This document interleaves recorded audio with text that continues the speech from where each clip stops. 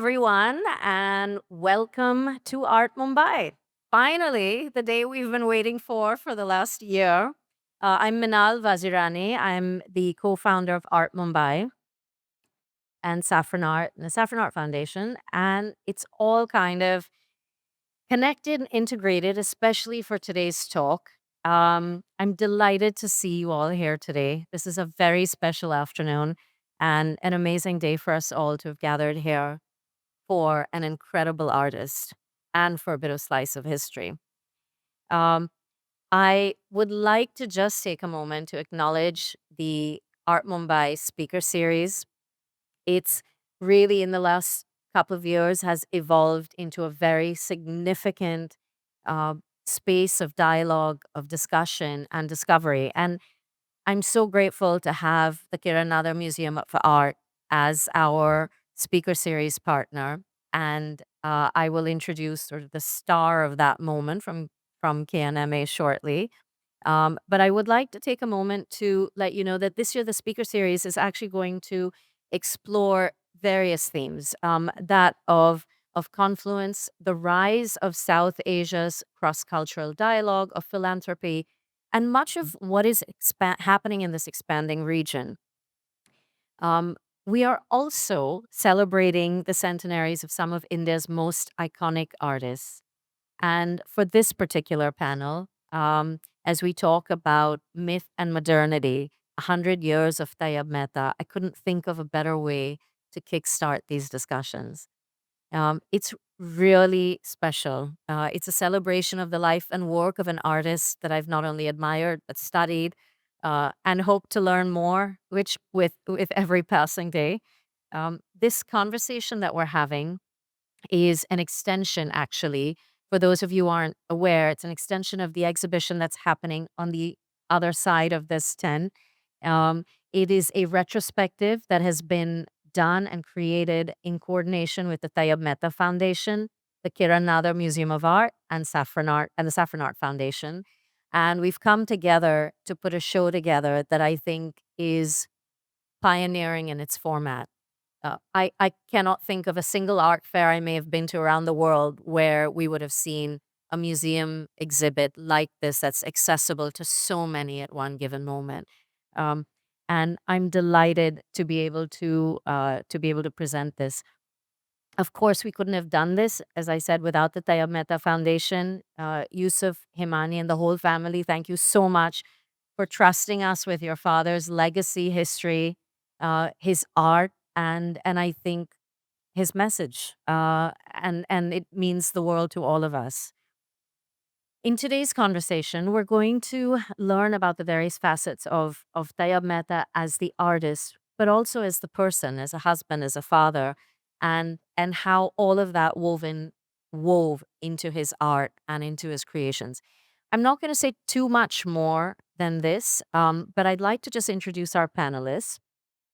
We have Rubina Karode, who is the director and chief curator of the Kiran Nadar Museum of Art and has been instrumental in making this happen. She's been here till the wee hours of the morning, making sure that that exhibition is up and that she's able to present something really extraordinary to you today. And of course, we have the children of Tayyab Mehta. We have um, Himani and Yusuf, who have become friends over time and have offered an insight and perspective. And they are here with their spouses and children. And it's really a wonderful moment. So thank you, all of you, Yusuf. But I'm going to go in order: Yusuf, Vaseem, Fatima, and where's Himani? Himani. um, and I hope you enjoy this afternoon. It does feel like a bit of a slice of history. So if I may just invite everyone up to the stage, and as we go through the discussion, if any of you have interesting questions, anecdotes, if you could hold it till the end, that would be wonderful. And we'll certainly get your comments up. Thank you, everyone. Wonderful to have you all here this afternoon.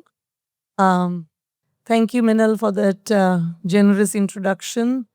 And thank you, Tayyab Mehta Foundation, Saffron Art Foundation, and of course, the Kiranada Museum of Art that has come together to present um, Tayyab Mehta bearing weight with the lightness of being.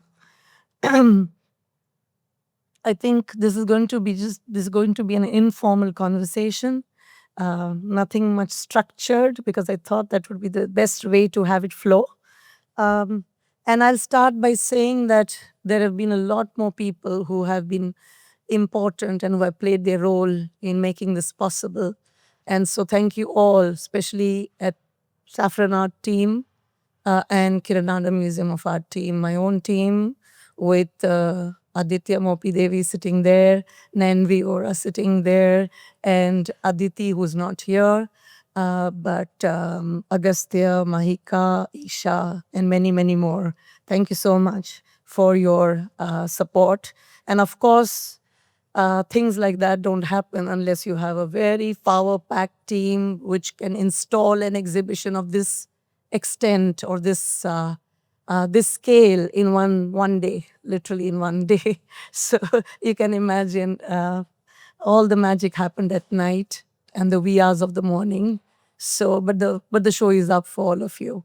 So please do see it and respond to it. Tayyab Mehta was one of the finest from the first generation post-colonial artists in India. And he still inspires us because his work is relevant, his work is message-filled, and his work is really a reflection of the times we live in. He was a humble human being, a complex thinker, and a profound artist.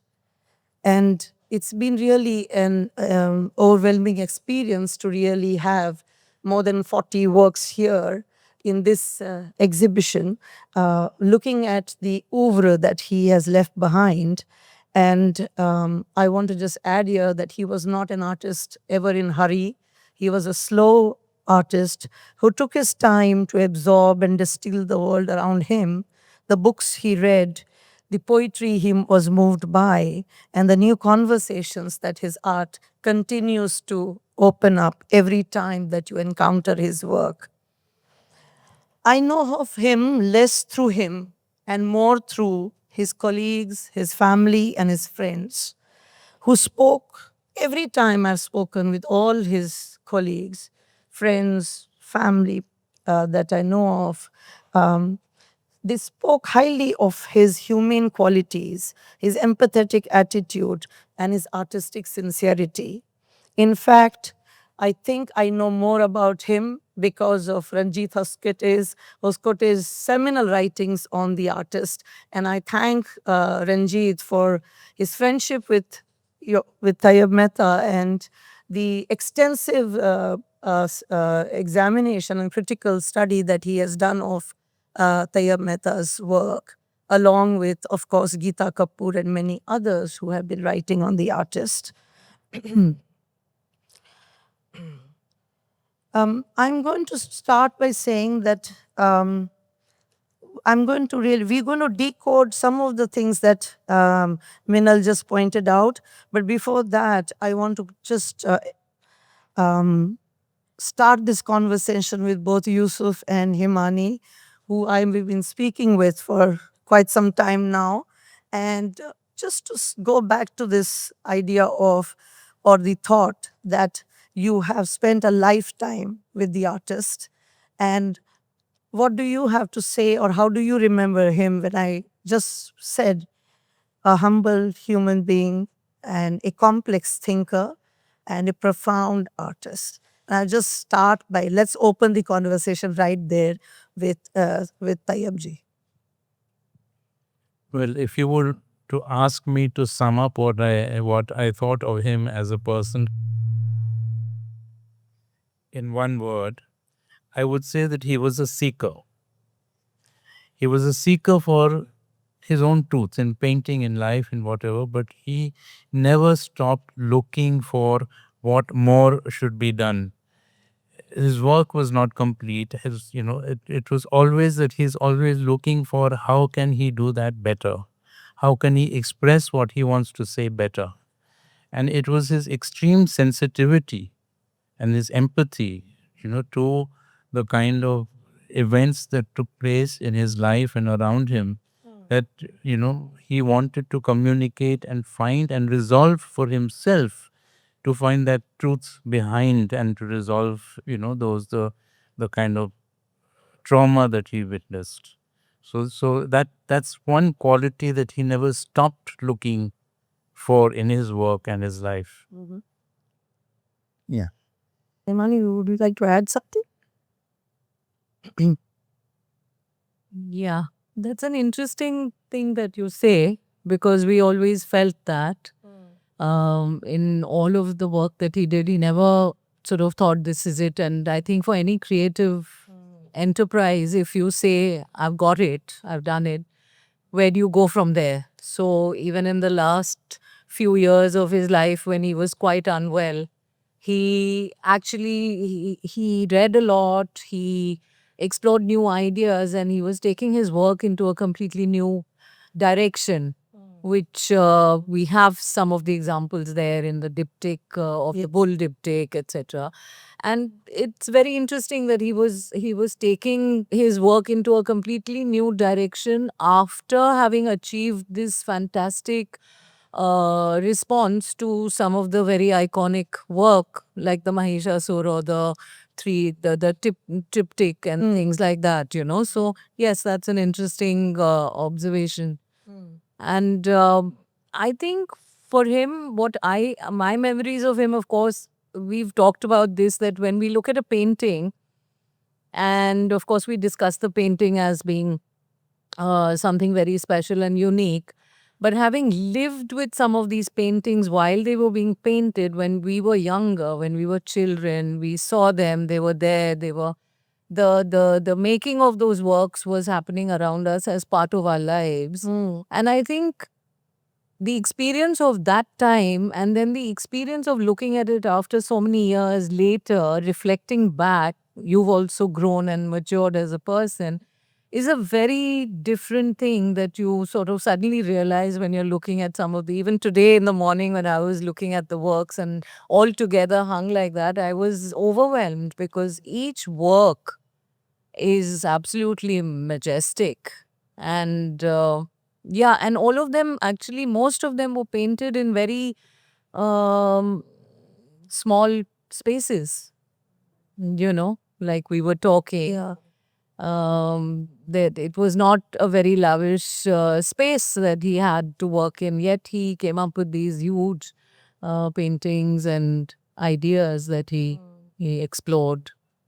So It's interesting that when we met last, also, we had a long conversation about how there was nobody in the family who was interested or who was a painter, but the family itself and the extended family was into cinema business and also owned cinema houses, and they also involved in production, maybe. Or you could elaborate a little bit on that. That's where the family business came from, isn't it? Yeah, well, it's basically it is a trading and a business community. Yes. And somehow my father's family went into the business of actually acquiring and owning cinema houses. I mean, in the early 20s, 30s, it was a new business. And the, very innovative approach to business was to actually have these cinema houses. And so he grew up within that atmosphere of the cinema house. I mean, I myself every Sunday was in the cinema hall and often seeing a film 3 times during Sunday because, well, what else to do? So he was constantly watching cinema in his films. In fact, he took care of one of the cinema houses in Pune for 2 years, in 52 to 54, after he passed out even from JJ School of Art, because the family was keen to see him settled. And, so that was that. So that is his passion for cinema actually led him to the creative side of it, where he wanted to make films. And his exposure to cinemas then was not only to the mainstream Hindi cinema that was there, but he also saw other forms of cinema. The people, things like Do Bigha Zameen and all that, which really fascinated him. And his association with Calcutta and his maternal grandparents' home, where he spent a lot of summer vacations, he was familiar with the whole rickshaw puller and all that. And so, therefore, film like Do Biga Zameen, and therefore, maybe, who knows, he's never spoken about it. But the rickshaw puller as a symbol of, labor, and humanity that is actually so, in a way, for survival, becomes so degraded that they have to pull another human being, and sometimes even the dead body of an animal, is touched him. So cinema was that passion, and he wanted to become actually a film editor, and he joined the film school, the Fazal Boy Technical Institute of Film and Television, was it? No, film and television, or film.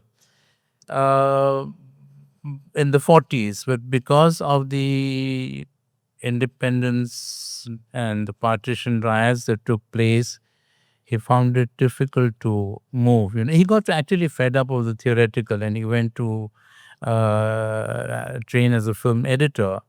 He worked on some films, but because of the riots, he couldn't go to famous actors out there from where he was, so he gave that up. And somehow a chance meeting with an art director made him join JJ School of Art, and I think the rest is history.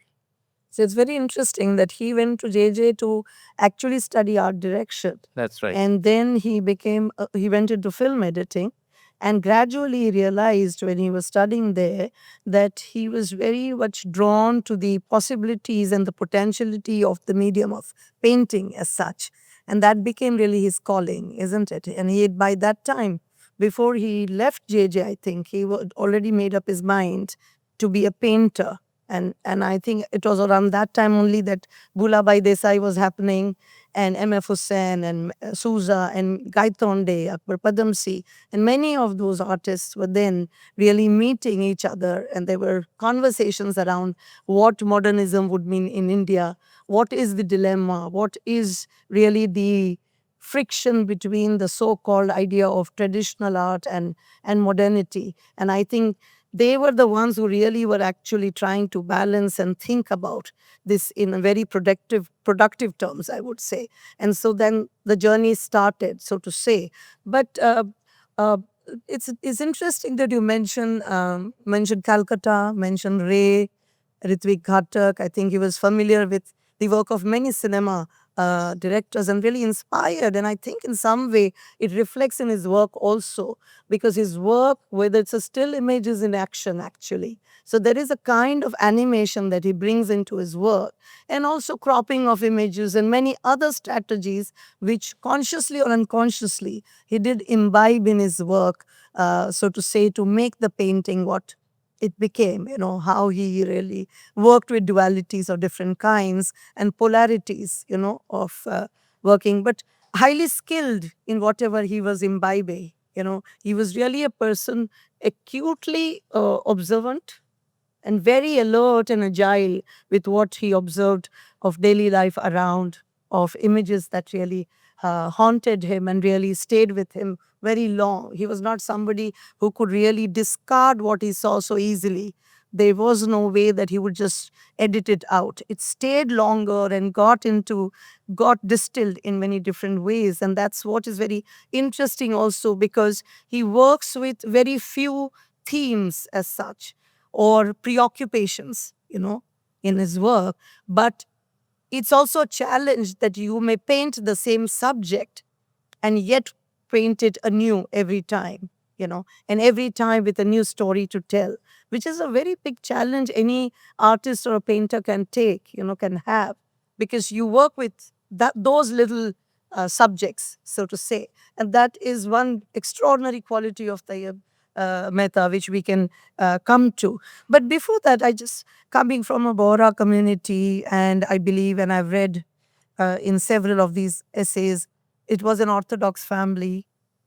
And here he's making this shift, in a very difficult phase that India is pre-partition and partition time, where itself, I sometimes think that these artists really went through, the joy of independence along with the trauma of partition. And so that duality of joy and pain or anguish really coexisted for them. And that also led them to think more about a very paradoxical nature of Indian reality that really came through to him and to other artists of that period as well. So accepting or really looking around to those kinds of images and memory images, so to say, was something that was very strongly embedded in Tayyab's processing of many such experiences. Yes. You talked about the laboring body, the beast of burden, when you see the rickshaw puller or you see the trust bull, on many such suggestions and symbolism that come through his recurrent motives, so to say. Yes. So he was very aware of forced migrations, of labor, that was happening, of a kind of a unsettling space. And I recall that when I first saw many of his paintings, I was very taken by the way he created the space time continuum or the space representation of pictorial space. And I started thinking about that as when you place a figure on a space which it cannot rest on or it cannot be grounded, then it talks of a land which is unsettled, which is partitioned. Okay, in some way, the haunting memory of dividing a land, of partitioning a land, of really wounding and inflicting it, and splintering it. That split up really comes or becomes a real a leitmotif in his work. Where any of his paintings you visit, you will never see a straight ground. You never see a restive ground.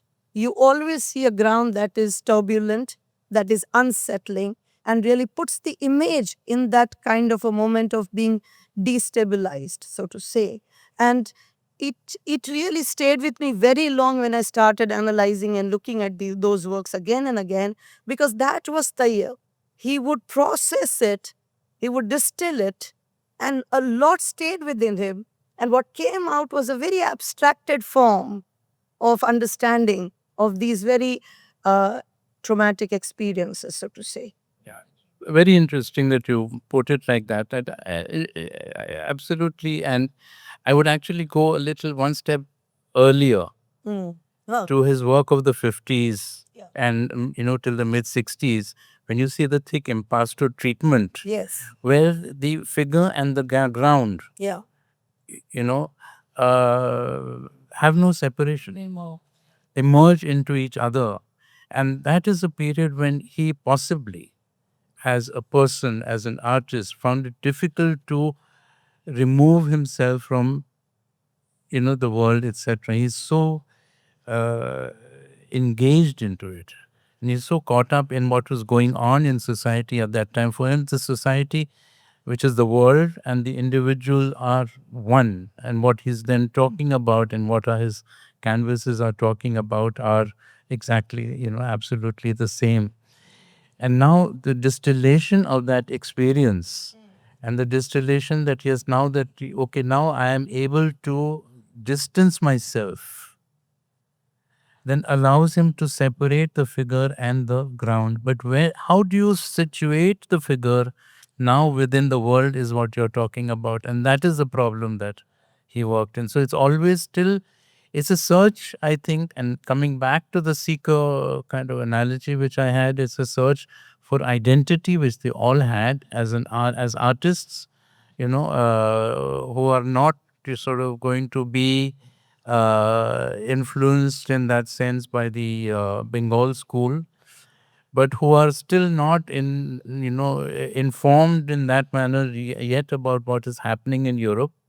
And they were in fact told by their teacher Palsikar, but to understand it, you cannot do it from books.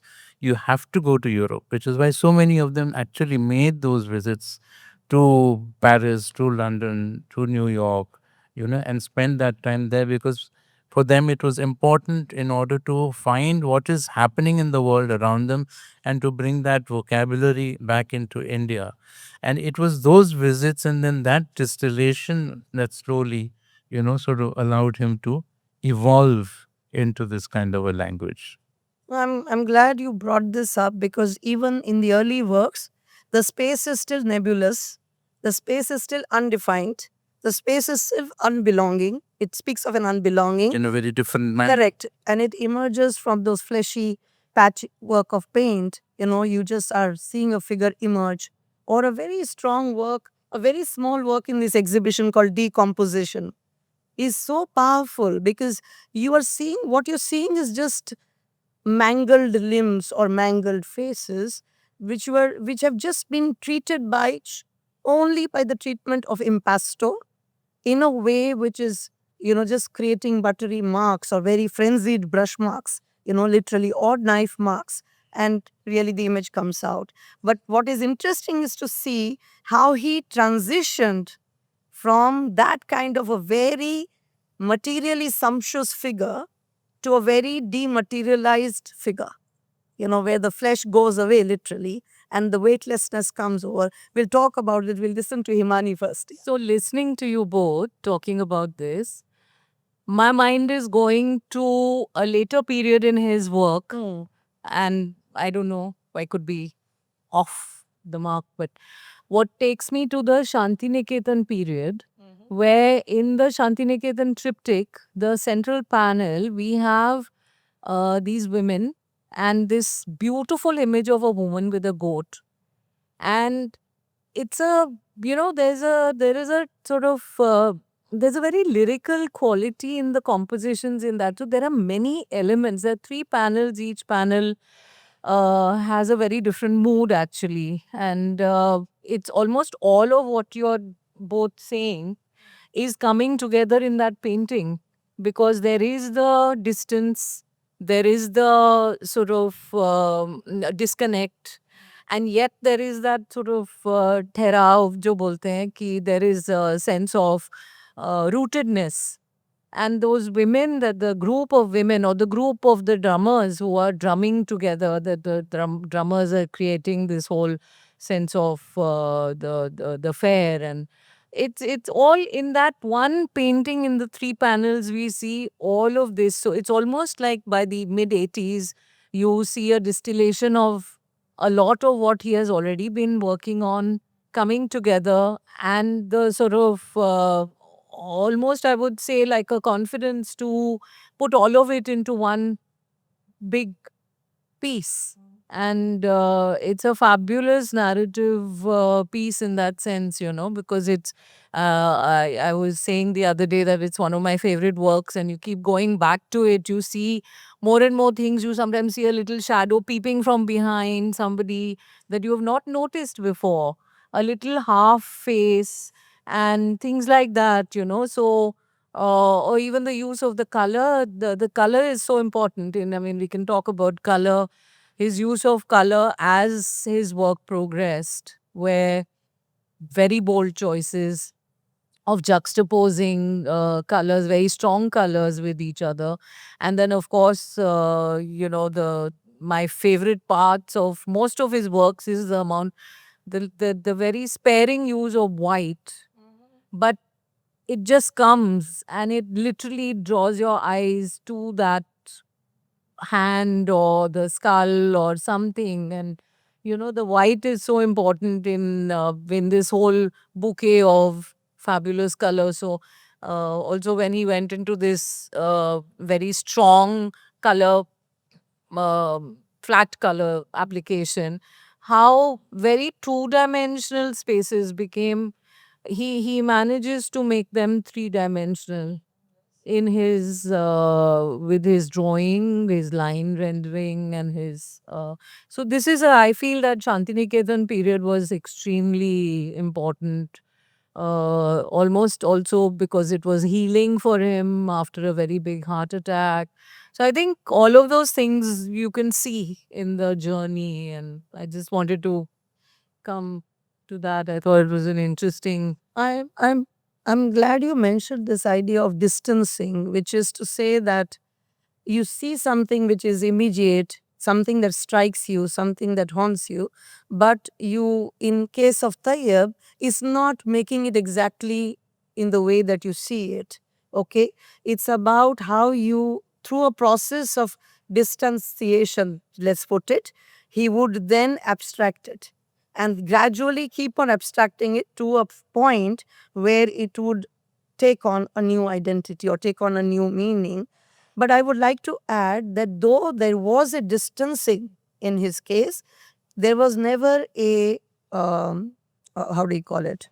Um, for lack of a term, I would say, uh, oh, I'm forgetting it. But it, though he was distancing it, he was not really disassociating with. He was not completely. He was not really uh, doing away with it. He was still very much involved with it. Okay, it's just that he used a method to really process it in an abstract way, and I think that way, I think that his oeuvre to me, from all the progressives or that period, that generation of artists, I find he could resolve most effectively the idea of the figure and the abstract. Okay, these two tendencies that were almost coexisting at that time, where figural representation was one thing, but also abstraction was happening. And here is Tayyab, where he deals with he addresses the figure, and he's still abstracting it. Okay, which means, if I have to put it in a very academic way, I remember classes that we attended in art history where we were told there are two kinds of ways of dealing with a figure. If you look at Mona Lisa, then Mona Lisa has mass, volume, you can almost embrace her because she's full round. Okay, that's the way the chiaroscuro works, that's the way tonal volumes are created. And you look at Bani Tani from Rajasthan, then you will say it is completely demarcated and rendered through line. Okay, it's flat, it's planar, but it's not really something you can embrace. So there is a tradition where line becomes the contouring, or line is amplified through the figural representation. Here is Tayyab. If you look at his works, you see mass, and on the mass is superimposed lines. Okay, it's very interesting. It's not the same thing. It's not in one figure in one sense, and yet it is in one figure, because you see the volume, you see areas, you see mass, but you see also lines demarcating the figure. And the lines are sometimes so beautifully starting as a sinuous contour which translates into a geometric line. Literally, in one hand, he can move the line like this and make it straight, absolutely geometric straight. Okay, it's a very powerful way of thinking of an artist who wants to really pare down the superfluous, take away all the unnecessary details, take away all that is not needed, and come to an elemental form of that kind which holds such power. Look at the falling bird, look at the falling figure, for instance. Look at hands emerging from somewhere. From below a blue paint, a white hand comes out. It's extraordinary how that vision is working, in terms of coming to a language of painting, which it is in a modernist vein, and it is yet very powerful with the colors that he brings in. So what is it that drives him to do that, And I believe always that, there are deeper concerns that any artist has. One of those was the reconciliation of opposites. You spoke earlier of anguish and joy, I think, one of you. So the anguish and joy are both there in his work, in his persona as well, he speaks often of this reconciliation of opposites, of splitting apart and coming together, which is what the diagonal does, for example, in his work.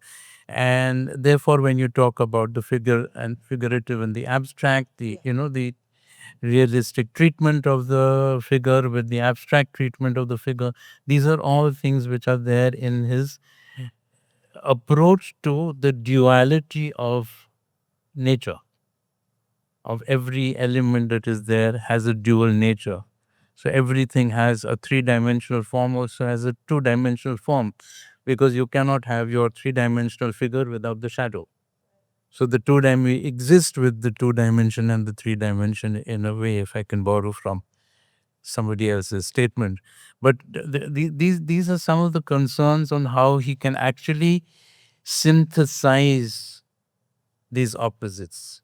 A very Buddhist concept of the harmony of things, of the arrival in music of some, where you have disparate elements on different tunes, different beats, but they all come together at one moment in time. And that is the moment in time that he wants to capture. That dynamic intersection and dynamic tension between all these various elements and how he can bring them together. And what he does is that he has a dialogue with himself, and he has a dialogue with the painting. And every painting that he paints, he doesn't leave it behind. It's not, okay, now let's do another one. He lives with that painting, and that dialogue continues into the next, because what he has learned from here is what he is doing in the next painting. Which is why you find that element of repetition, because you repeat to perfect.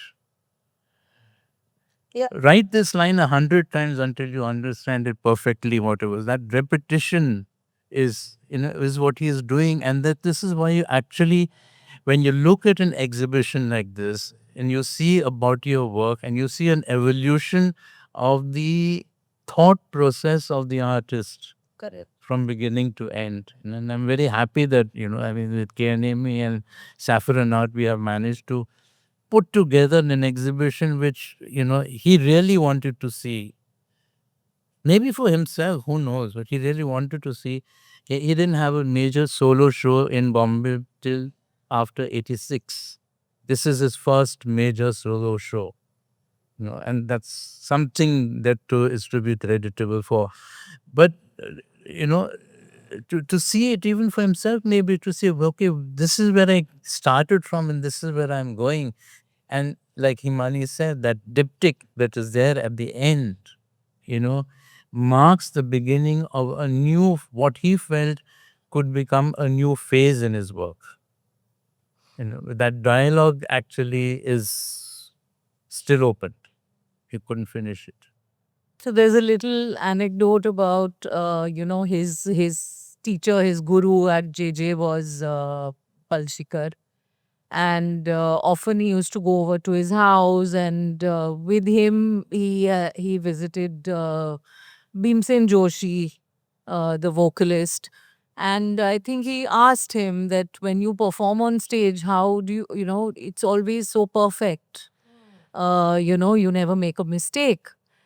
And Bhimsen Joshi told him that Riyaz is every day.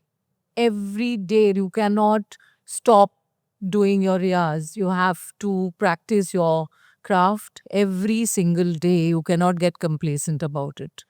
And I practice every morning. I wake up and I do my Riyaz. And I think that is a lesson that he learned quite early in his life, because he he painted, either he painted or he read or he looked at his own work or he looked at others, things, but he was engaged with this art practice, so to speak. And I think he was one of the few people who was very engaged with the other arts. Yes. Music, dance, theater. It was not like I'm a painter, I'm just going to paint. He was very interested in what other people were doing. He read a lot and he saw a lot of what other people were doing. And I think all of it got amalgamated, and you can see it. You have a Trojan woman hanging in the exhibition. There's an old painting, one of the 40s painting. I think it must have been a School of Art painting. That also has two bulls in it. And I was looking at it quite carefully today and thinking he was even interested in the bulls from that time. So that was an image of a street. And he had already seen them and put them in his work. And they continue till so much later as a recurring motif. So, Yeah, I think what really enriched that generation, and I still go back to that, having done exhibitions on Hussein, Souza, Raza, that one was camaraderie, which was fascinating. They could they could kill each other also if they wanted to. Really, they were so frank to each other. They used to meet, they used to talk, they used to converse, they used to agree, they used to disagree, they used to write letters, they used to fire each other in the letters also.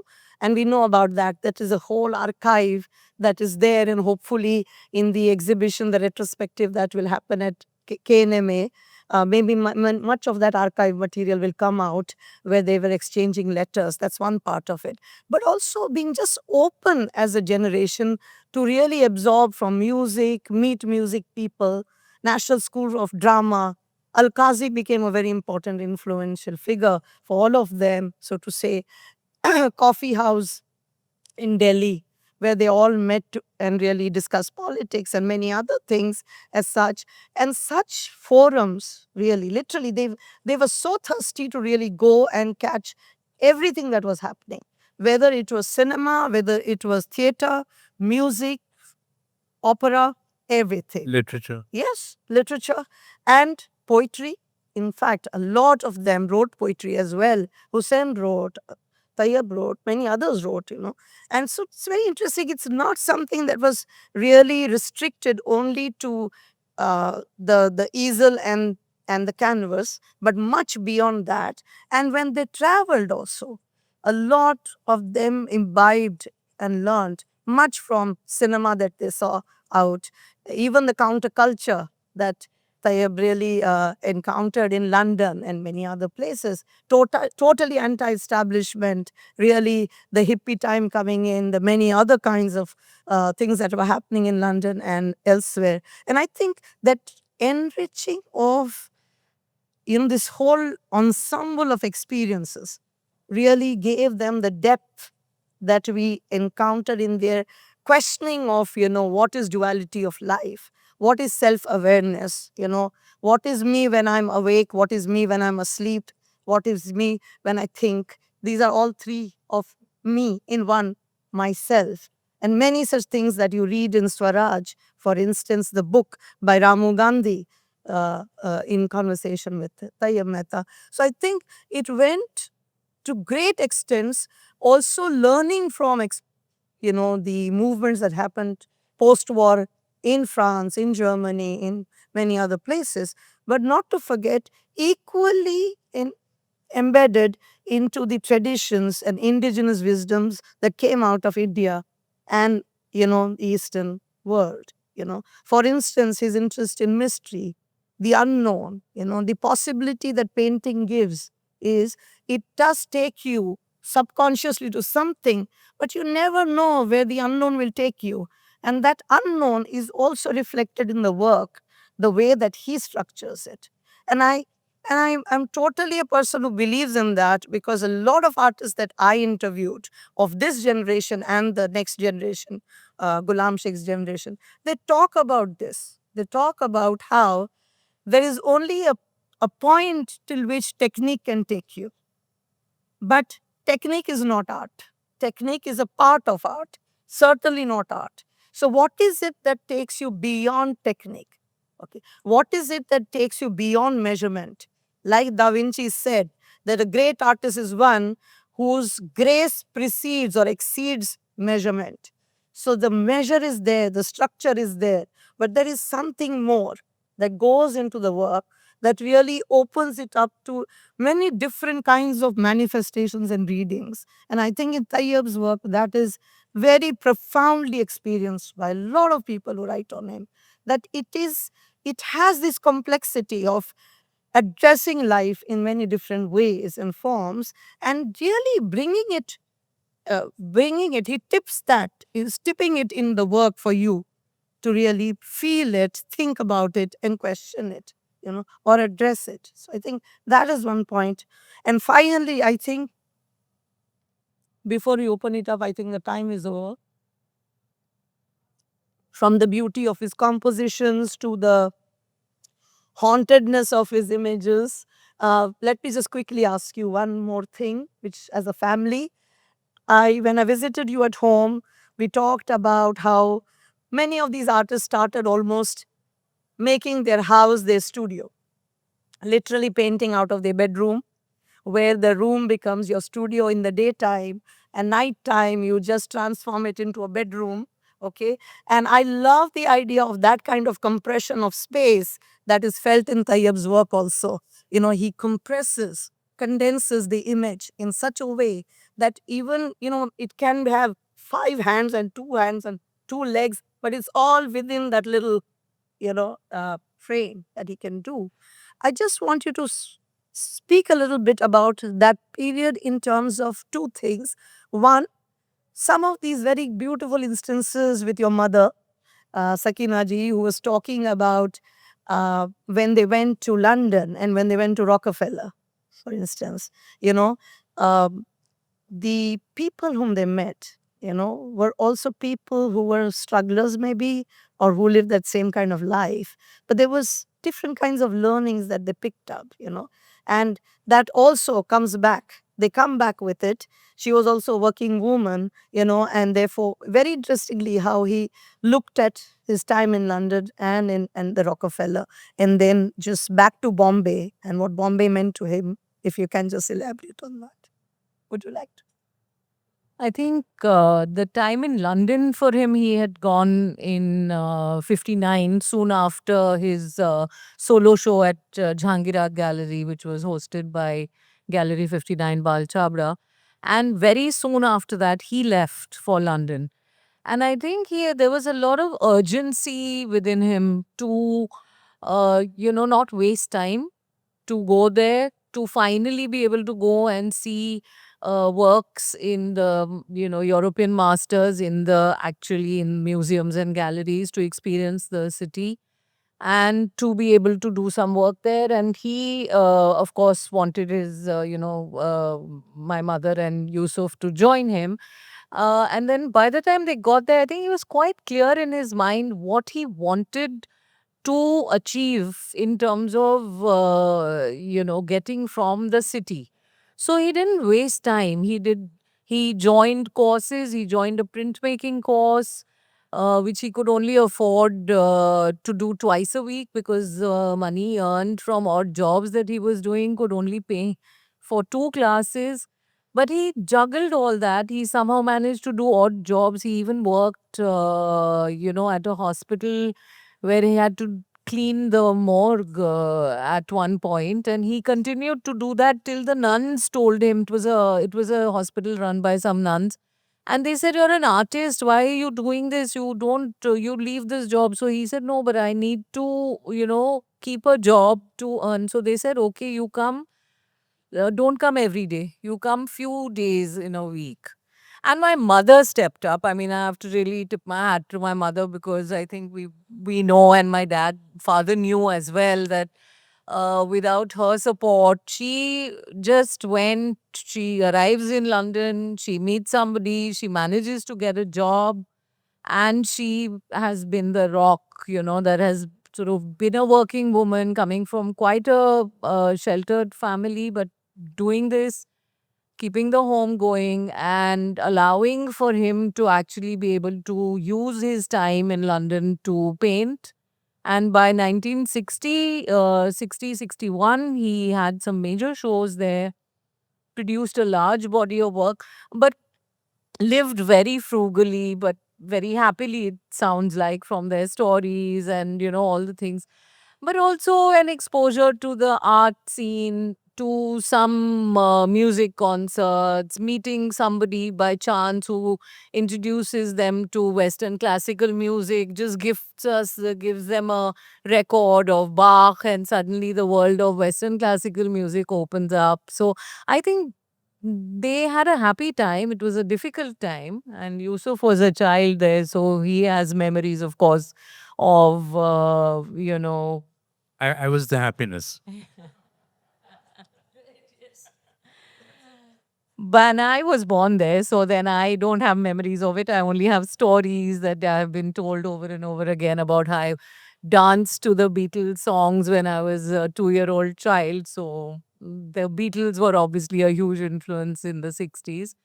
And then I think Rockefeller, when they went, he got the fellowship. He spent my mother and him spent a whole year in the U.S., traveling the U.S., seeing again a lot, meeting very interesting people, seeing a lot, listening to jazz music for the first time, seeing rock opera for the first time. So I think buying lots of books, I think that was their main thing, that both of them spent the money in the allowances they got to either see things or buy books and just accumulate a whole lot of memories basically wherever they went.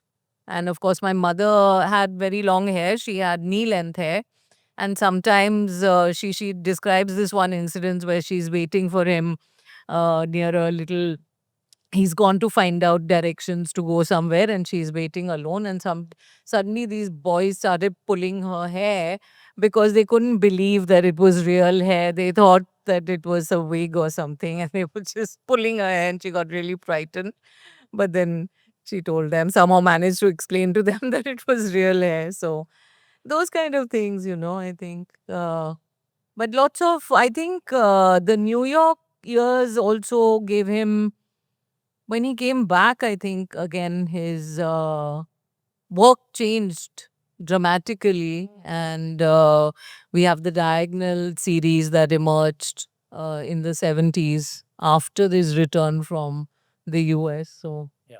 I think it was encountering new experiences, new things, new happenings in art, and how can I assimilate some of these things? How can I incorporate all the? How do I distill again all of these experiences and put them in my work? Because he's obsessed with his work. He was always wanting to sort of figure that out, and how do I do it? And I think that the figurative element was very important to him, but the abstractionism of somebody like Margaret Newman's zip paintings sort of left a tremendous impression. And how do I reconcile again these two opposites into one? This thing, which is amazing thing that we did with his Diagonal series, which he used for a few years until he outgrew that again. So It's yeah, as you said, and I was for the lack of a word at that time, distancing and detachment. These are not together. Distance but never detached. And that's very important. And since you're going to have a film screening of Kudal, I just want to end at this Trust Bull series and how he was involved with the abattoir in Bandra and really the slaughterhouse that is there. And he's spending a lot of time there. For whatever reasons, he was trying to understand the idea of violence, maybe the idea of pain, the symbolism of it. But more than that, I feel by painting and by really, because the bull is in drawings, the bull is in sculptures, the bull is in paintings, the bull is in the film Kudal. I think more than the sacrifice and the death, I think it was the unpredictability of life. That was really more haunting at that time to many of these artists. You know the bull will be sacrificed. You know that the end is that. But the end is not what was the thing. It was this suspended closure, this kind of a space of unpredictability of life that was something that they went through. And that is something that really became a part of his repertoire in the way that he painted. I'm going to open this up quickly for any suggestions, comments, questions. You have the family right here. If you wish to ask something before we can then take the screening of Kudal. Yes. Yes. I don't know if you're with, but thanks to share up wide and yet we from the in the expression I. 1 second, you're just getting a mic. Yeah, I was saying thank you for bringing his exhibition. It's very rare to have a lot of his works under one roof. Such a treat. But I was curious to know, what was his personal reaction to? Obviously, he's had an amazing arc, before he moved to his final transition with his work, where the lines were like more clear, the use of color was um, not in the shades, but from his earlier works, what they're called. Like, do you all remember that moment of reaction or like an epiphany that he had when he kind of like discovered or that evolution within his own practice?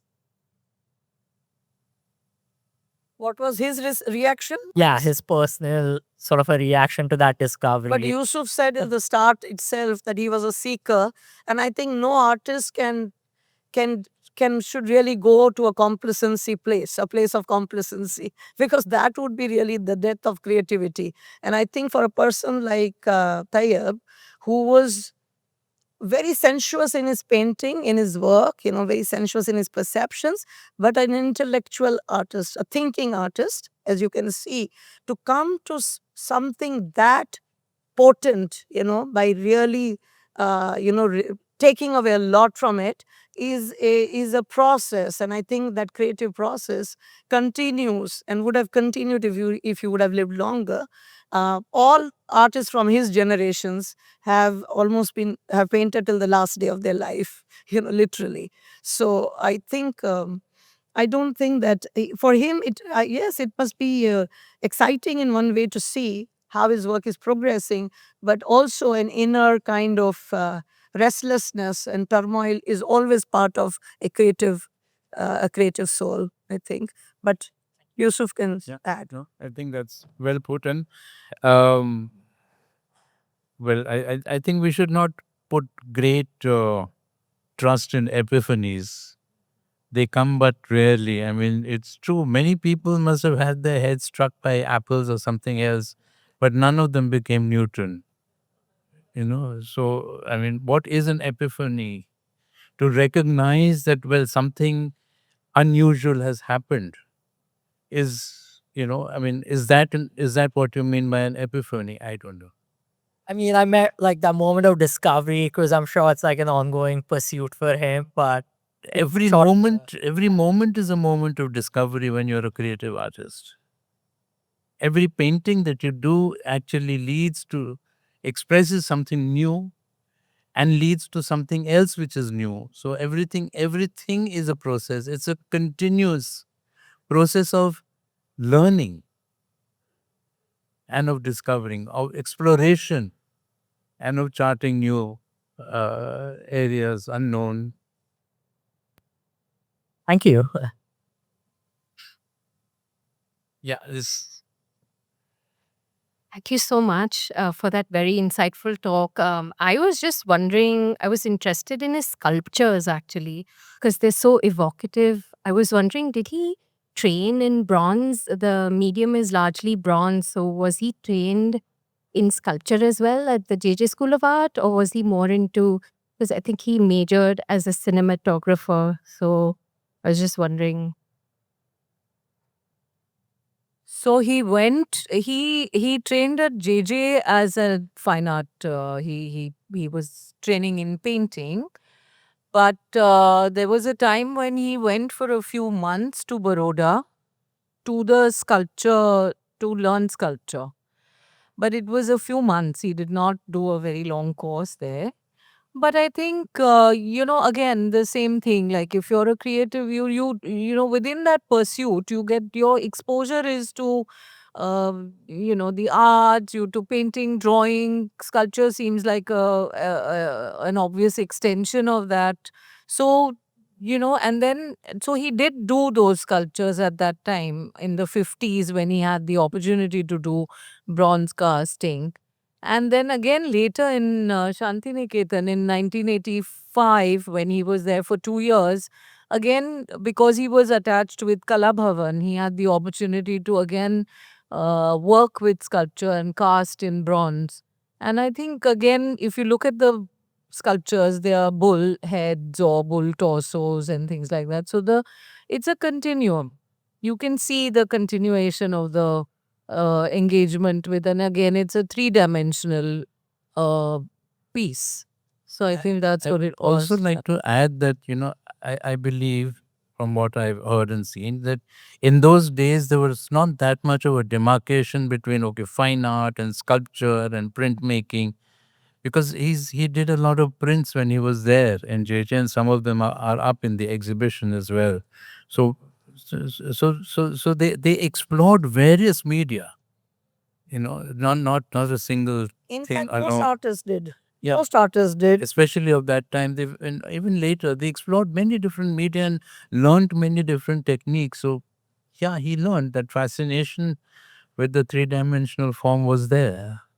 But I think the more important part was he was trying to get to a three-dimensional form and try to understand planar, structuring and many other kinds of structuring through a three-dimensional form. Okay, which he was doing in a flat painting on a canvas, but to translate that and to come to understand that, maybe that could be an exercise which would be important here. Thank you so much. Hi. It's been so lovely to hear a lot of personal, insights into the practice. I'm doing research around the idea of auto-narrative practices that come from direct experience and challenging the ethnographic gaze. And I think the progressives, they saw of course, the violence of partition, and many of them came from religious minority communities and saw that violence very directly. And I think in Mehta's work, it comes out in the falling figure quite directly.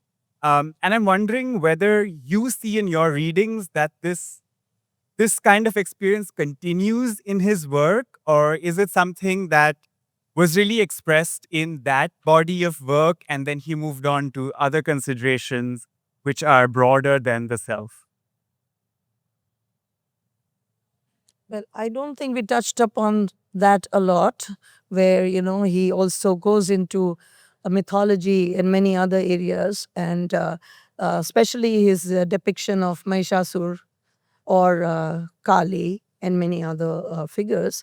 But I think even there is a reinterpretation and a reconfiguration or a rephrasing of the way that he used mythology. And that is very interesting to look at, being an artist who believed in his secular self, he didn't want to box himself into religions of different faiths, and he saw himself as a citizen of secular India, and therefore drawing upon many of these traditions, and rather very deeply, very deeply, things that were etched in his memory, things that he read about, things that he really processed.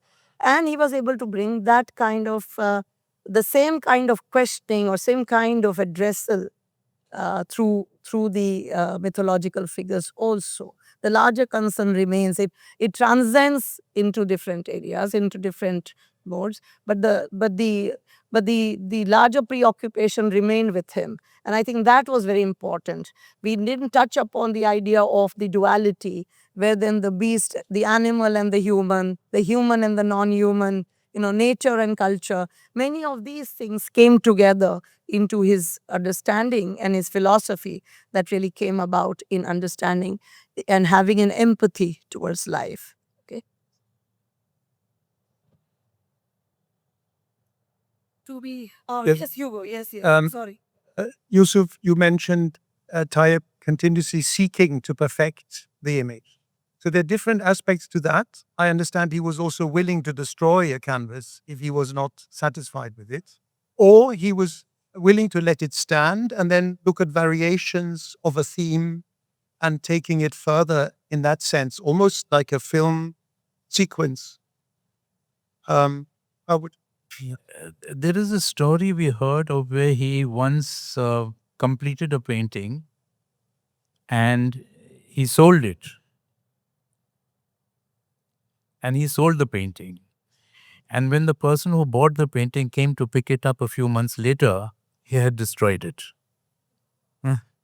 So I believe, I'm not very sure, but I believe he may have actually destroyed more paintings than completed and sold. Yeah, so he was very particular about, his work. And if at any point of time he was dissatisfied, he would discard it. So some of the paintings he physically destroyed. Some of the paintings actually, because of the financial constraints, he would paint over them.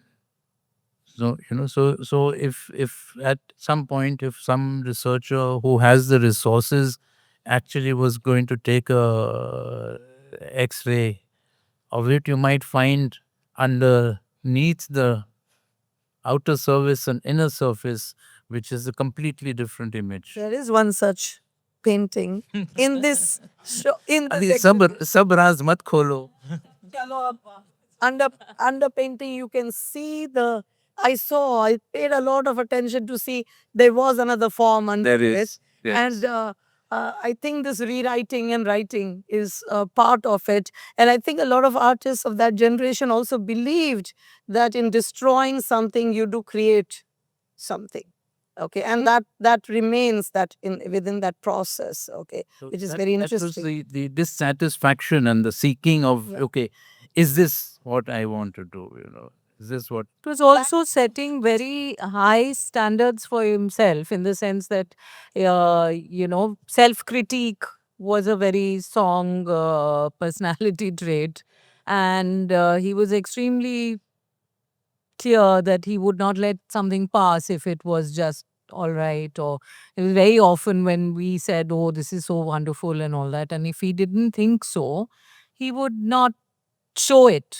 So I think he took that time, and that's why when you said that he was slow and he didn't produce that large body of work, a lot of the reason for that was that he took very long to work on a painting, few months always, look at it very critically, and then only when he was absolutely satisfied with it that he would actually think of showing it outside. So there was that sense of self critique, and yeah, I think that's an important personality trait.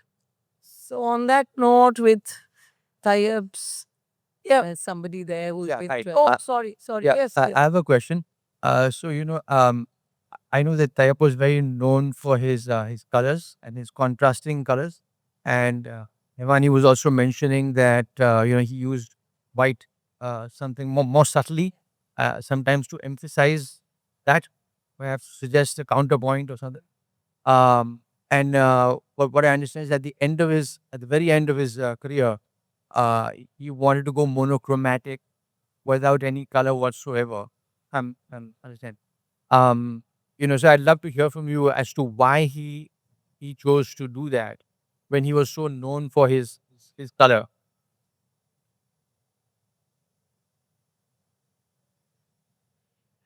Well, it's a process, Alok, that started in 60, after 69, to actually arrive at the minimalism which he was in the backgrounds. And there came a point where he said for himself, okay, I will have not more than 4 or 5 colors. I don't need more than that. I will only use what is essential to what I want to say. And then there is a process of reduction. And with the period that you're talking about is absolutely latest works.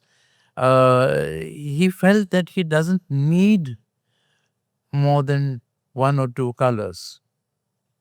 And if you say, look at that painting, the white painting with the line work on it,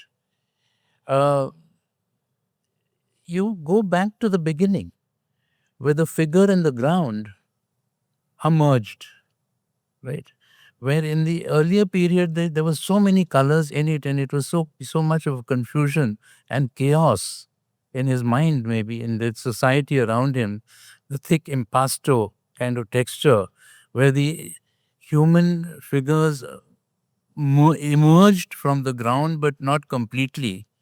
And here at the end, you see that, okay, the figure has emerged and is very clearly and very definitely delineated, and yet the two are the same. Right? In the bull diptych, on the other hand, if you look very closely at it, even though the figure is a single color, but you still find in the brushwork, you will find shades.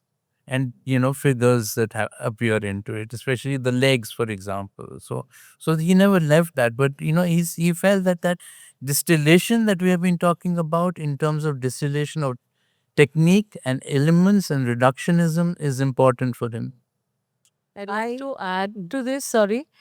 Uh, so we were talking about the lines and the drawings in how important they are and in his work. And then we see this one unique painting, which is like a drawing, but it's actually just a white canvas that he painted white and he's got the lines on it. And it's almost like the distillation of the entire art practice I feel for that painting, that painting did not require any color at all to differentiate spaces or to differentiate any figures. The lines are just enough. And I think that was a master stroke, from that. You look at that painting, the scale of that painting, it's a big painting, and it's communicating to us without color, which and why I say without color over and over again is because in his work people are expecting to seeing large bodies of very strong colors, and the color language is associated with him very important. It's a very important part of his practice. But now we see this painting, and it's the form in its purity, I think, and I think that's that painting and that direction that he was going towards, where he was, from the two bulls, where it's a monochromatic, and then you have the white painting, which is only lines. I'm curious to, think what was going on in his head when what more could have come. And you actually, I've if you got look to- at, sorry, just to add very shortly, if you look at his body of work, you'll find certain figures, even a complete standing figure, which is treated in the same manner. It's a white figure and just a line work on it. It's a two-dimensional figure. It's situated within so much other bodies which have color, which are treated in his usual style. So these are elements that occur. The white bull's head in the Shantiniketan triptych, for example, are treated in that manner. But now suddenly you see this element now taking center stage and saying, I'm here. This is sufficient. I think it was, he felt himself when he said that, I think this is a breakthrough in a new direction for me. So no, fine. So yeah, I think so the idea of fragmentation is there, of course, fragmentation of figures and forms. You also have dividing and conjoining of parts. But I am going to conjecture a little harder on this and more on this and say, for me, the white or the non-color, if you want to call it, as you put it, or where the hand comes out, or where is a spectral component. It's an apparitional figure for me. That is not there in the figure. That is the spectral or the ghostly part. That is the spectral quality that he brings in, which is like twinning the other. You are there, but there's someone else also, and that is how he breaks the whole idea of a realistic representation, to make it more symbolic, to make it more suggestive, to make it even more metaphoric, in the way that he wants to lay it. Okay. Really nice. Very interesting. Rubina, can I just take a moment? We've talked about the end of his life. I wanted to ask Kavaldeep, if you don't mind, if you can mention some of your earliest memories of Tayyab and what contextualized it. To hold this figure. Is it possible to hold this? Hold this.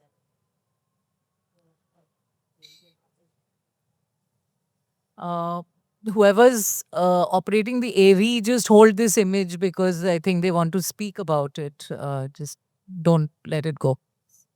I think this is I think this is like it had to be. His work earlier, 10 years earlier, 20 years earlier. Can you hear it? No? Louder? Okay, his early works, he was extremely aware of what was going on in Europe. And the time constant of Francis Bacon, which often they talked that he drew like him. So he was struggling to get away from that. But he did it consistently almost over 10 years to work with the image, work with the texture at that time. And at that time, academically, and he felt that he hadn't spent a lot of time with academics. So when he looked at a space, he was trying to understand the foreground, the middle ground, and the background. And that's why I've asked for this image to be held, because this has come many, many years later. So you can see that what he struggled with, he managed to come with his own formula, which was away from what was really happening in Europe because they'd already been doing that. But he brings a completely new context, and therefore he influenced a lot of people thereafter. Thank you, Kamaldeep. This is so important because he localized it. He contextualized it very differently than what he had seen. And I think by that time, Indian miniature traditions and many other influences actually came into his work very strongly. Thanks a lot. I must thank such a wonderful audience with so many questions and responses. Thanks a lot. Thank you to Minal and to Art Mumbai that this is an extraordinary moment here. You will see so much good art here, I can't tell you. So please do that. And thank you, Yusuf, Imani, Wasim, others in the family. Sakina ji, please tell her that. It's been wonderful. I think it's been the most humbling experience for me to work on an artist like Tayyab Mehta. Super, super thrilled and excited about it. I don't know whether I did justice, but I really enjoyed it. Thank you so much. I just want to say thank you to Rubina for putting this work up here. And when I walked in the morning, I think I just couldn't take so much of it in one room. It took me a little time to calm down and then take a look at it. I'm going to go back there now again. But thank you for putting it all together. Thank you, Saffron Art Foundation and KNMA and Art Mumbai. And it's just a wonderful, I mean, I don't know, when we were talking about it, and Dinesh, of course, keeps saying, don't worry, it'll all happen, don't worry, it'll all happen. And we were like, okay, when is it happening? And then this morning, suddenly we walk in and it's all done. So thank you very much, all of you. Thank you to all the lenders to this exhibition. Really, they've enriched this. And of course, Zoya I see here. I don't see many more, but thank you very much for all that you're doing. And of course, Surti, Arun, my whole team of people who have worked like 48 hours non-stop. Thank you very much. Thanks a lot. Thank you.